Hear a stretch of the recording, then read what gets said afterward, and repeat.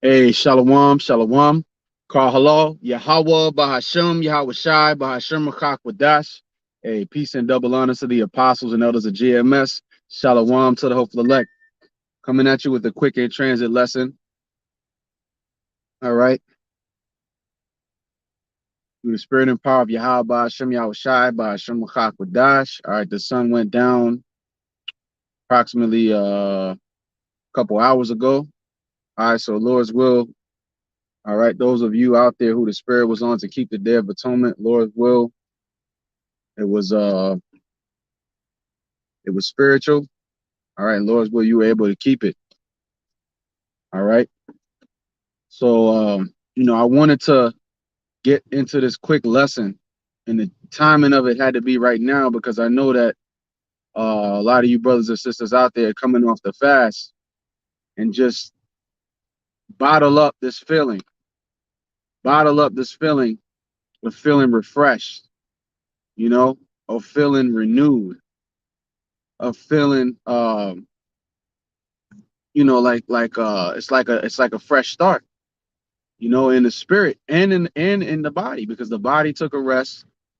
Everything becomes stronger after a fast, man. Your spirit, your mind, and your body. Okay, because you were able to put the flesh into subjection through the spirit and power of Yahweh by Hashem Yahweh Shai. Okay, just like Apostle Paul said, he kept under his body. All right, temperance.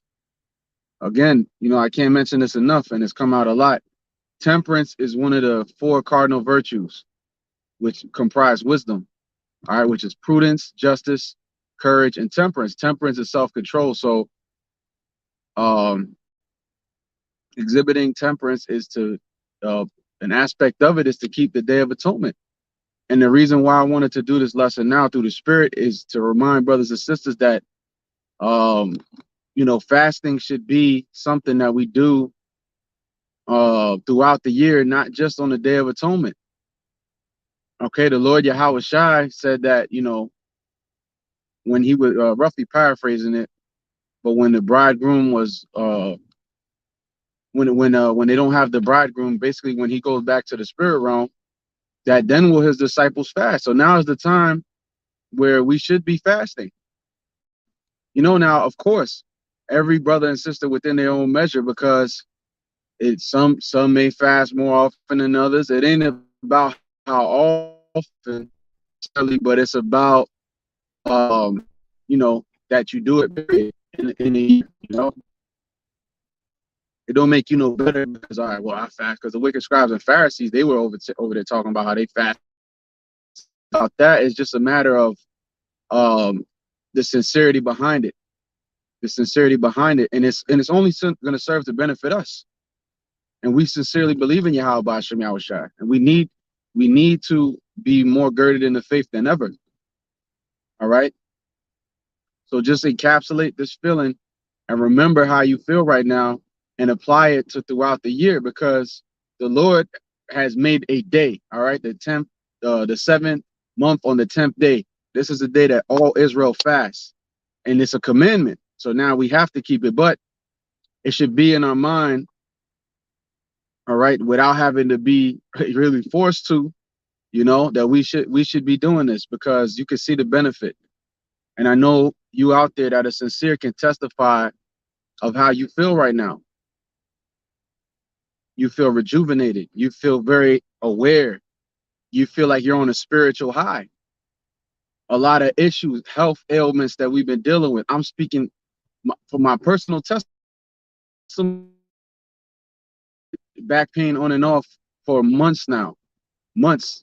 Feel like it's been getting close to a year, but the thing is that it got progressively worse within the last few months. But the thing is, through fasting and then herbs and prayer, it's all been coming together in the spirit of the Lord, man.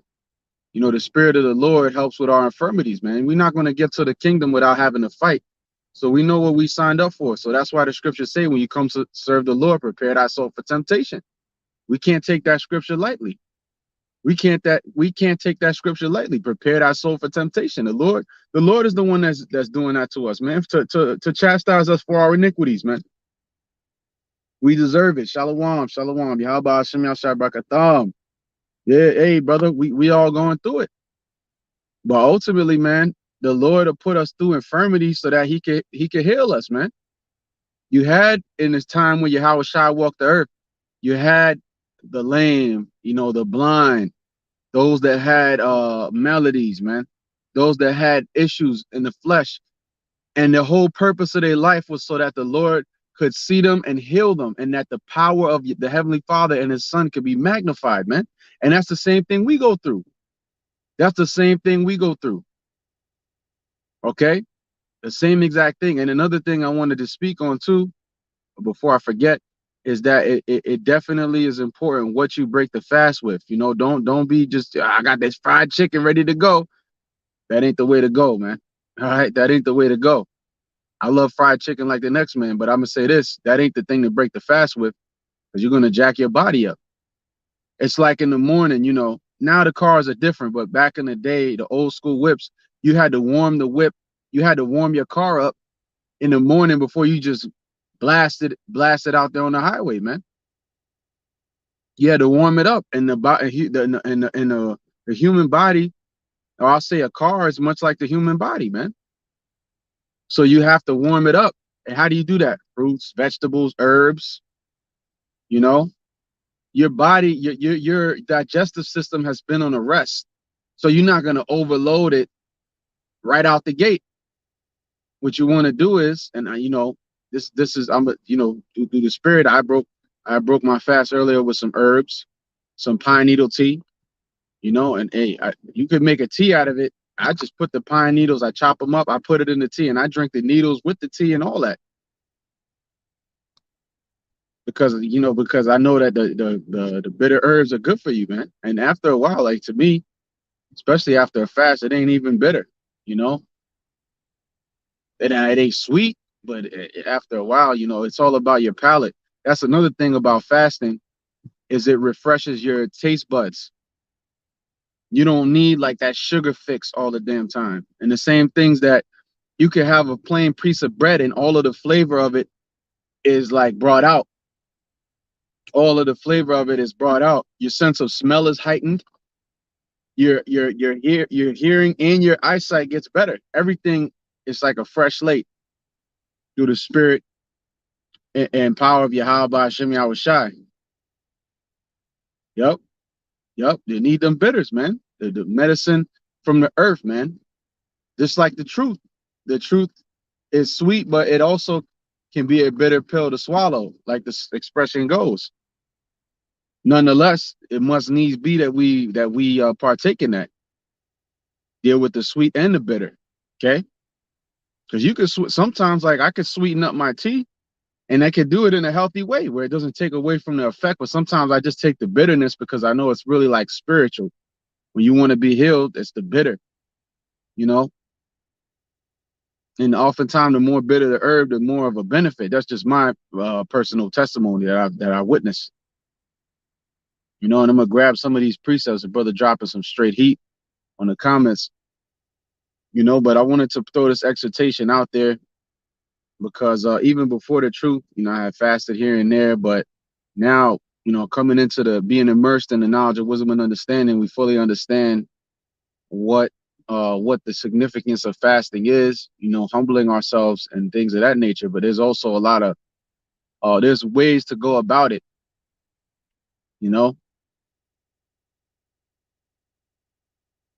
There's ways to go about it the right way, and it matters what you eat before and after the fast. I'll say that too. It ain't really the best thing. You kind of want to like go on to like fruits and vegetables before and after, and then once your digestion is kind of getting together, and your engine's rolling, then you could incorporate meat. Like, I don't even be really eating meat until like the next day. Not every time. Sometimes I might have a little chicken, but but the first thing I eat is not going to be meat. The first thing typically is going to be some herbs, some fruits, some vegetables, and that's good enough, man. Make you a nice smoothie. Put some sea moss in it. Put you some good sea moss in it, some cherries, and that should be good enough. All right.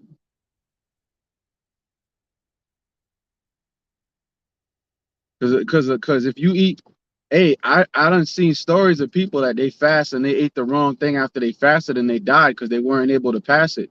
Like this one dude, you could look this up, and I'm pretty sure this probably has happened before in the past many times, that this dude, he ate too many dates and he died of constipation.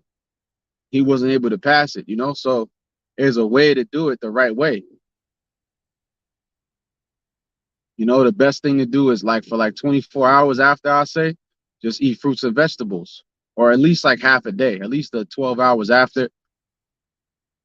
You notice another thing about fasting, you notice is that you're going to have the best sleep of your life when you fast, because that's going to be true rest, because your digestive system is resting. Everything else can rest. Shut it down, clean it up. Shut down the factory and clean it up. You know, the best sleep you'll ever had, guaranteed. And I know y'all out there that partook. Now, if you fast for like a day or two, you'll notice that, because like last night, brothers and sisters most likely started around sundown, so maybe you didn't notice it as much. But if you let's say you started your fast earlier in the day, you hadn't ate for like 12 hours since you woke up, and then you sleep on the 36-hour fast, intermittent fasting too. Yep, that's another good one. That's right, Doc. Then the next day when you wake up, you're gonna feel very refreshed, and you're gonna wake up bright and early in the morning, and it'll be effortless. It's not even like you gotta force yourself up, because your body been wrangling all that nasty ass food that we gotta eat in this shithole called America, Babylon the Great, or wherever you may be out here in this wicked, defiled world.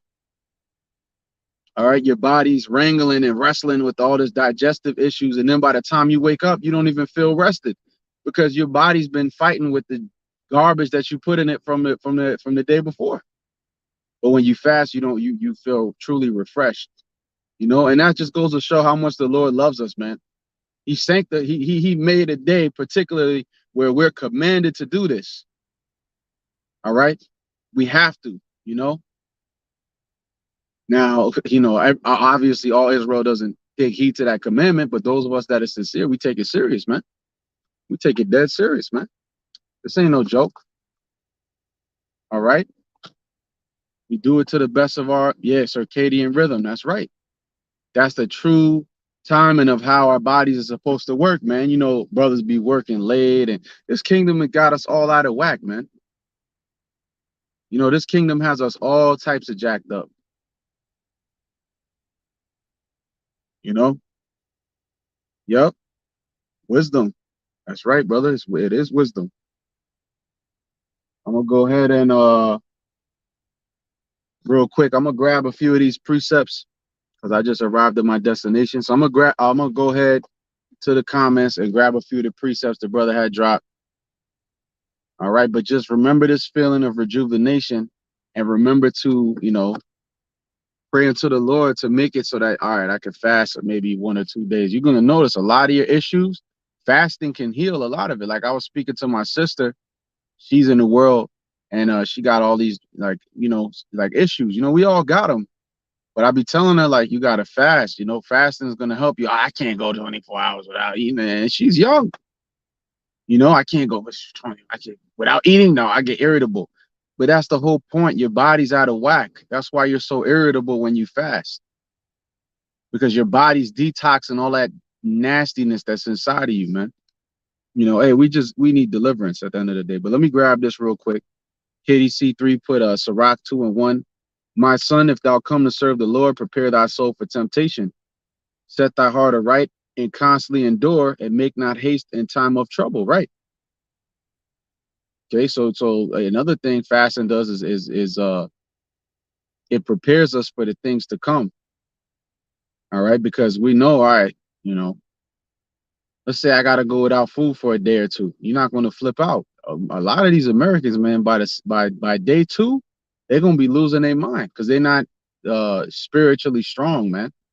They may be physically strong, that nigga that go to the gym and all that shit, but their spirit is weak, you know.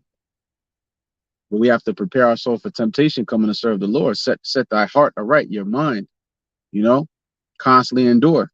Cleave unto him and depart not away, that thou mayest be increased at thy last end. Yep. And I strongly urge brothers and sisters out there to get into that pine needle tea. That's some of the best medicine I've seen and been able to take.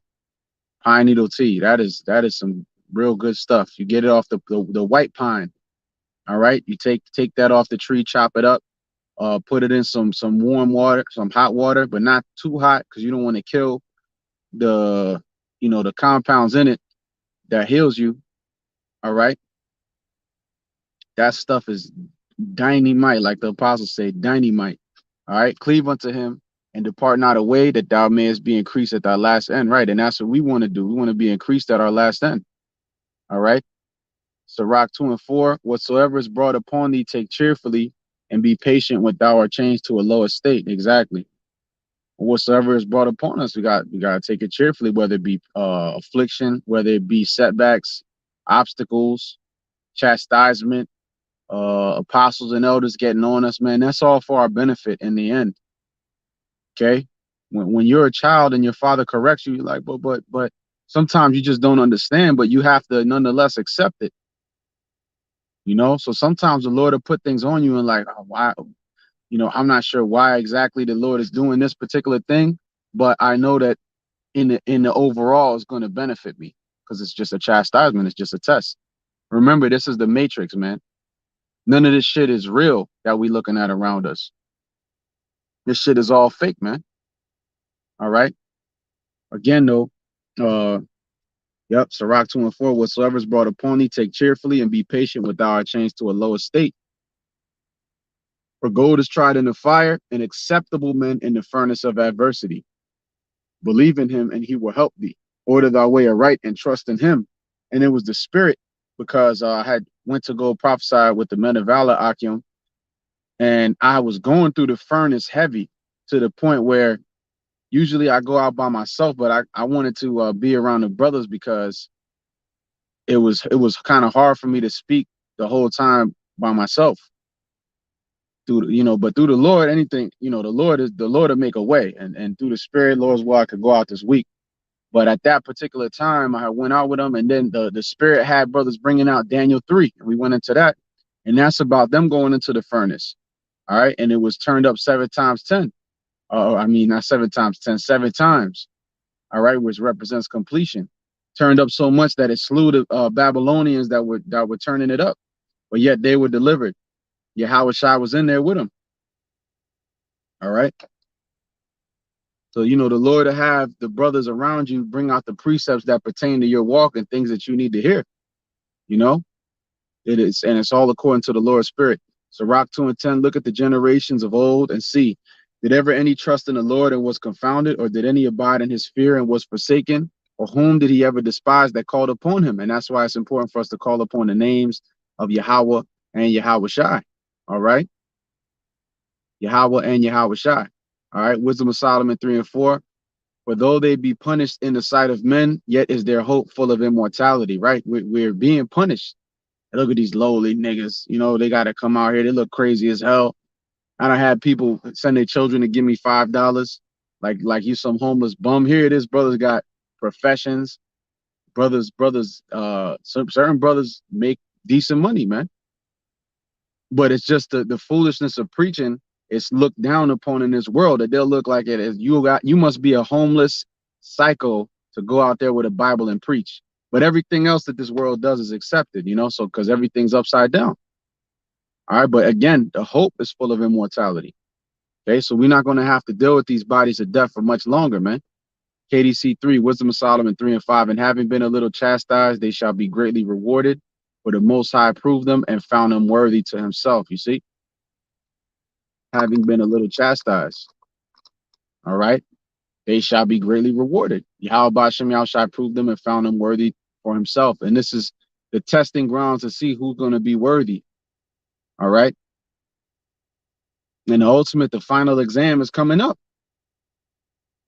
Okay, the final exam is going to be the hour of temptation, Jacob's trouble. KDC 3 put Daniel 1 and 12, prove thy servants, I beseech thee 10 days, and let them give us pulse to eat and water to drink. You see, because he knew that the king's fare was too rich.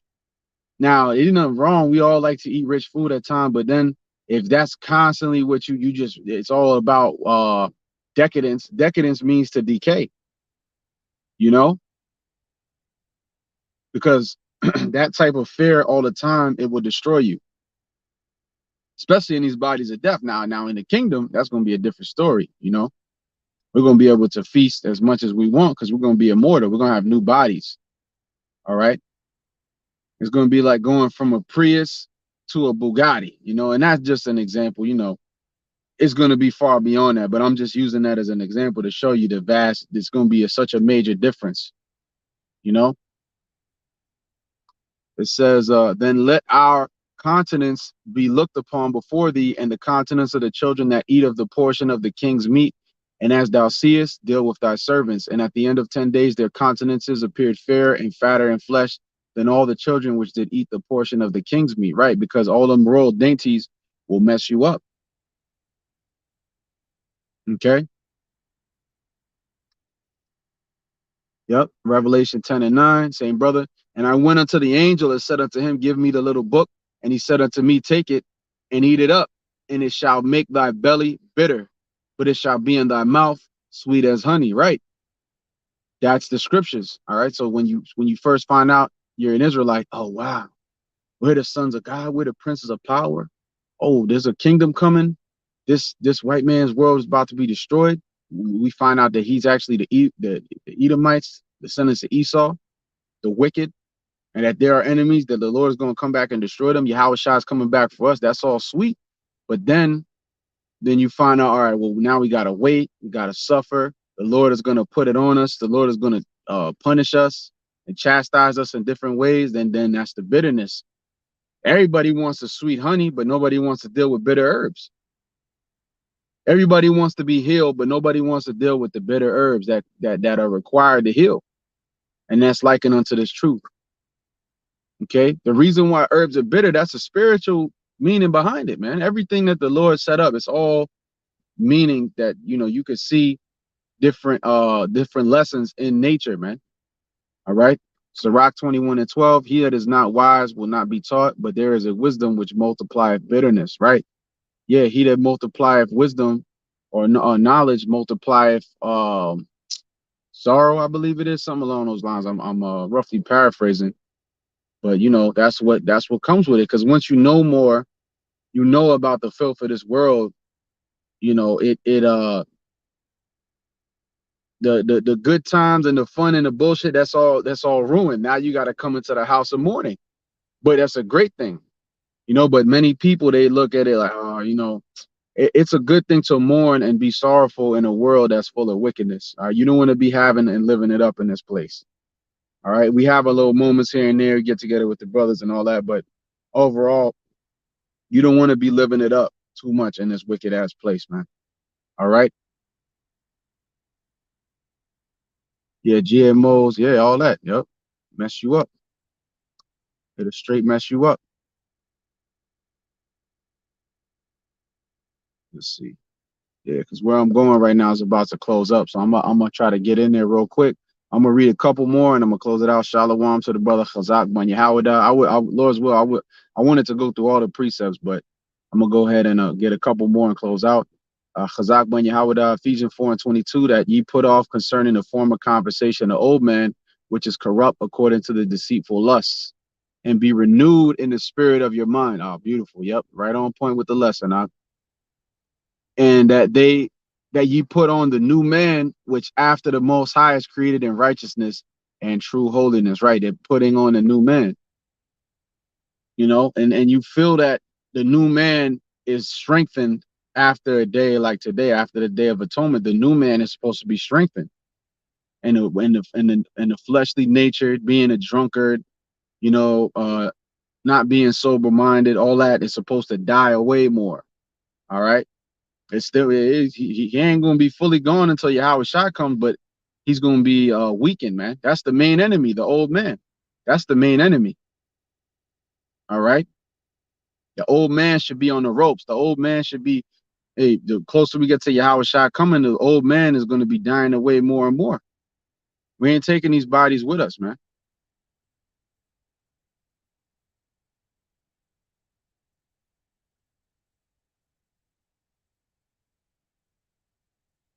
Let's see. Yeah, KDC 3, but second Ezra 7. Let me read up and put other precepts. Yeah, second Ezra 7 and 6. There is also another thing. A city is builded and set upon a broad field and is full of all good things. That's the kingdom. The entrance thereof is narrow and is set in a dangerous place to fall, like as if there was a fire on the right hand and on the left a deep water. Right, that's the path to the kingdom. It's a dangerous walk. Okay. Yep. Beautiful. That's the one. Hey, the water. Yeah, the water, my brother. That's a good one too. Uh, Chazak ban Yahawada. All right, strength, son of Judah. Ecclesiastes 7 and 7. Surely oppression maketh a wise man mad, and a gift destroyeth the heart. Yep, and all we see is oppression in this place. All right, but the Lord is coming back to, as pursuant to Psalm 72, which is a psalm for Solomon, but it's really talking about when Yahweh Shai comes back, who is Solomon. All right, but that's a dark parable that people of the world, Christians can't get, which is going into the reincarnation part of the doctrine. All right, but yeah, he's gonna come back and destroy the oppressor. All right, Psalm 72 goes into that. Ecclesiastes 1 and 18. Strive for the masteries 144. Shalom, Mark. I was just checking that brother's lesson earlier. Shalom. Ecclesiastes 1 and 18. For in much wisdom is much grief, and he that increaseth knowledge increaseth sorrow. You see, and much wisdom is much grief. You know, so the more you know, that's the saying in and of itself. The more you know. You know, and that's why this world is increasingly in more of a state of grief, because the internet has exposed so many things that the facade is all but fully dying away. But the thing is, for us, we have the comfort of the spirit of truth, so we could go through the muck and the mire and the filth of this world and come out clean on the other side of it, and with our mind intact, because we have the comfort, we have a sound mind and Yahweh Shai. All right, but the people of this world, they see these things, pedophile rings and World War III, and they're losing it, man, because the more you know, it fucks your head up. And people that aren't grounded in the Lord, then they're not going to be able to handle that, knowing too much. That's why they say ignorance is bliss, right? But ignorance is bliss until the day where judgment comes. All right, ignorance is bliss is not a permanent state of being. Ignorance is bliss is temporary, because eventually, hey, the Lord said nothing that is here will not be uncovered. So eventually they're going to know what's up. All right. Yeah, KDC 3. I'm going to close out with this. All right. Ecclesiasticus 17 and 7. Withal, he filled them with the knowledge of understanding and shewed them good and evil. He set his eye upon their hearts that he might shew them the greatness of his works. He gave them to glory in his marvelous acts forever, that they might declare his works with understanding. And the elect shall praise his holy name, right? Yeah, that's the holy name. That's the hedge. Beautiful point. We need that hedge, and that's how we're able to see these things, and we're able to go through and look at all this death and destruction, and these things are depressing. If you're not rooted in the Lord, it'll be depressing. But to us, it's invigorating. To like Elder Tazaya once said, that's one of my favorite quotes now, that the truth can be offensive to the average mind, which is true. All right. But hey, the scriptures say that as his ways are plain to the holy, they are stumbling blocks into the wicked. All right, but the waterfall, the precepts, I couldn't get to them all. But you know, Lord's will, on the next lesson, bring them out again, and Lord's will, maybe we could get them then, if the Spirit permits. So with that, I'm gonna give infinite praise, glory, and honor to Yahweh, Bahashem, Yahweh Shai, Bahashem Kodash. Hey, shalom to the hopeful elect. Keep enduring out there, brothers and sisters. It's almost over. Shalom.